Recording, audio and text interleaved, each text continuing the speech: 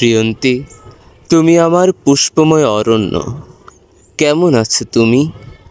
কত সহস্র দিন অতীত হলো, তোমার কোনো খোঁজ নেই। কোন অরণ্যে তোমার বাস? কার বাগানে ফুল হয়ে ফোটো তুমি? কোন সে দূরের ঘ্রাণ হয়ে ছড়িয়ে পড়ো চতুর্দিকে?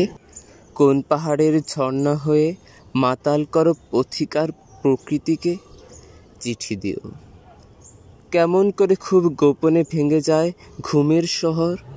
কে আসে স্বপ্ন সীমার অসীম সীমায়? কার মাঝে তোমার মনটা হারায়? জানাতে ভুলো না।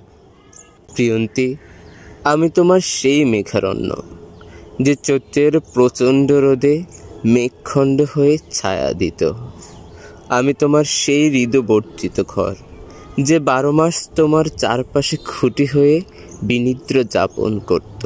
আমি তোমার সেই অবহেলিত সুর, যে তোমার বিষণ্ণ সন্ধ্যায় অপূর্ব সৃষ্টিশীলী গান হয়ে নবদিগন্তে বেজে উঠত।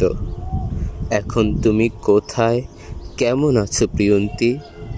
কোন গহীন অরণ্যে তোমার বাস? কার বাগানে ফোটো? প্রচণ্ড রোদ এলে কে তোমায় ছায়া দেয়? এখন তুমি কার কণ্ঠে গান শুনো? জানিও। জানো প্রিয়ন্তী, আমার হৃদয় মরুদ্যানে বহুদিন হলো বৃষ্টি আসে না।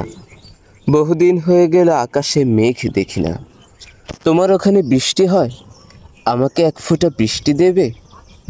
কথা দিচ্ছি, আমার চোখের জলের দামে হলেও এই ঋণ আমি শোধ করব। জানি নীলাকাশ চিরে আমার ঐকান্তিক ইচ্ছেটুকু হয়তোবা একদিন পূর্ণ হবে, তবু আমার কাঙ্ক্ষিত আক্ষেপটুকু থেকেই যাবে। প্রিয়ন্তী, কোনো দিন তুমি আমার অরণ্যে সত্যিকারের পুষ্প হয়ে ফুটলে না।